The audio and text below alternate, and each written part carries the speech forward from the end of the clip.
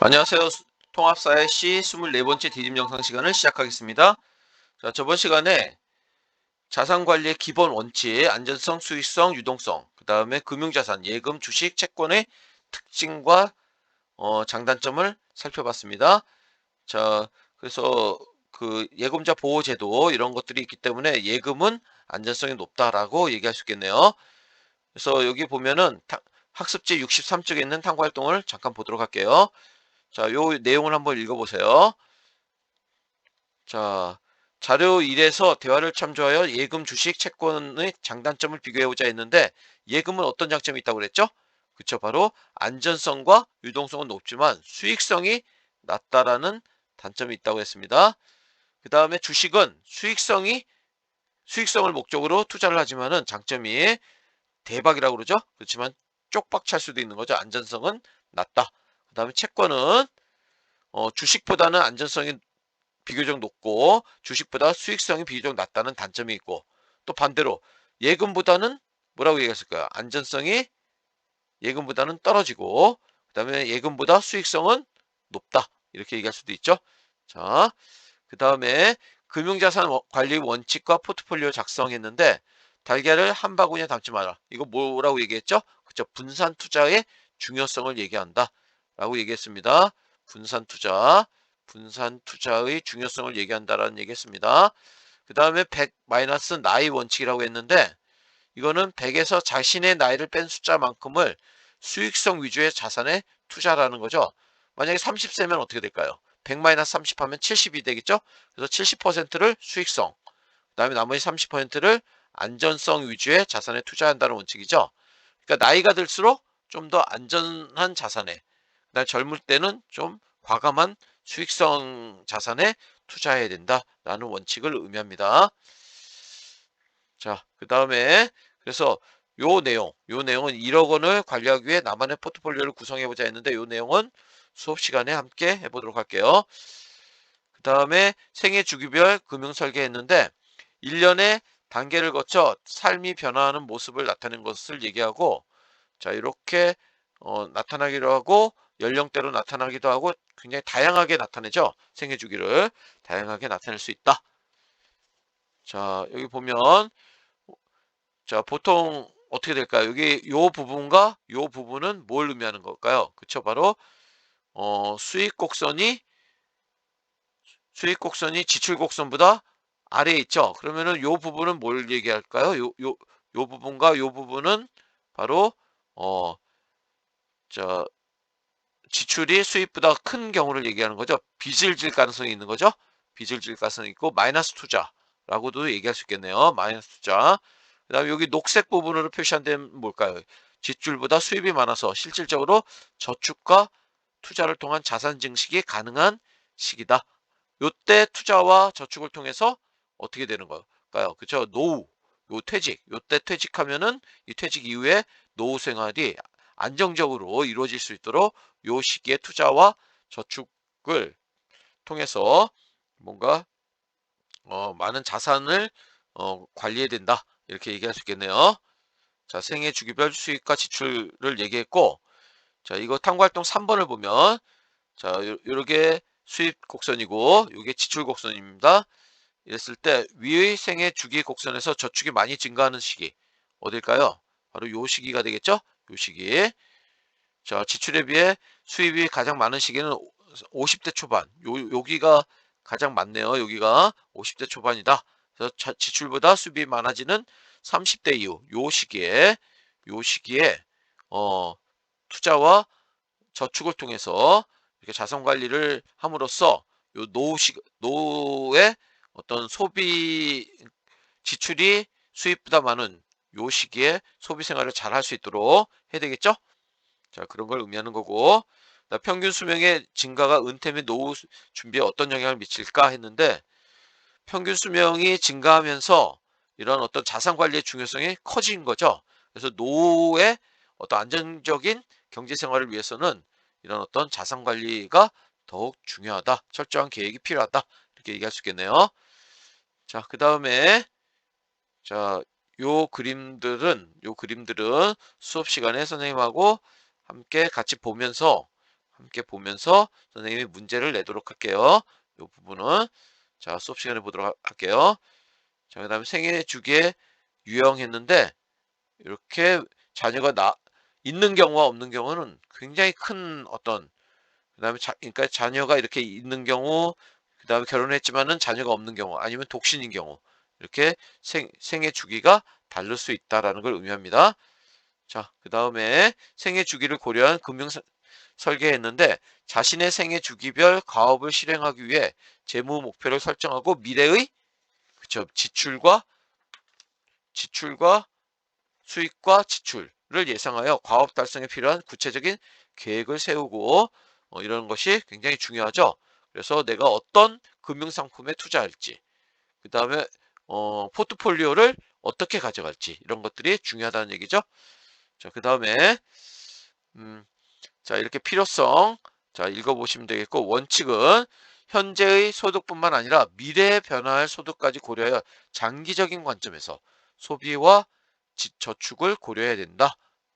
당연한 얘기죠. 그리고 아까 얘기했듯이 기대 수명이 연장되면서 고령화가 가속되고 은퇴 이후를 대비할 필요성이 증가하여 노년기에 소요될 충분한 자금을 확보해야 된다. 우리가 은퇴하고 살아갈 날 만약에 60에 은퇴하더라도 기대 수명이 80 중반까지 가죠. 그러면은 20년 이상, 30년, 40년까지 자, 그 은퇴 기간을 어떻게 안정적으로 가져갈지 이런 것들이 중요하겠죠. 그래서 생애 주기를 고려한 금융 설계가 중요하다라고 얘기할 수 있겠습니다. 자, 그래서 탐구활동 2번 보면 합리적인 자산 관리의 방법 이렇게 있는데 갑과 을을 한번 보도록 할게요. 갑과 을을 보면은 갑은 예금의 비중이 제일 높고 을은 주식의 비중이 제일 높죠. 그러니까 갑은 좀 안전한 자산, 을은 좀 수익성을 추구하는 자산에 투자하고 있네요. 갑과 을은 자산 관리의 기본 원칙 중 무엇을 중요하게 여겼나 했는데 갑은 안전성, 을은 수익성이 되겠죠. 갑의 정기 예금 54%고 그다음에 보험과 채권이 나머지 금융자산을 구성하는 것을 보아서 안정성을 가장 중시한다라고 볼 수 있겠네요. 을은 수익성이죠. 왜 그러냐면은 주식, 그 다음에 이 펀드에 투자하죠. 주식은 자기가 직접 어떤 어 그런 어떤 주식 시장에 뛰어들어서 사는 거고 직접 투자라고 그러죠. 이 펀드는 간접 투자에 해당됩니다. 그렇지만 이것도 역시 어 원금을 잃을 가능성이 있기 때문에 이것도 수익성을 안전성보다는 수익성을 목적으로 한다라고 얘기할 수 있겠네요. 그래서 수익성을 가장 중시하는 것으로 볼 수 있다라고 얘기할 수 있습니다. 그 다음에 과소비와 신용카드 위험성 했는데 자 이렇게 어떤 과소비를 하고 그 다음에 어떤 합리적이지 못한 소비를 하면은 굉장히 위험에 빠질 수 있다라는 얘기를 할 수 있겠네요. 요 내용 과소비를 막기 위한 나만의 원칙 두 가지 이 내용은 수업 시간에 함께 발표하도록 하겠습니다. 그 다음에 안정적인 자 요거는 숙제로 자 유튜브라든지 이런 어 또는 아니면은 포털이라든지 이런 데 들어가서 안정적인 경제 생활을 위해서 친구들에게 어떤 조언을 할 수 있는지를 한 두 가지를 찾아서 여기다가 써갖고 옵니다. 그래서 수업 시간에 모둠 활동을 통해서 함께 그런 시간을 생각을 나누는 시간을 갖도록 할게요.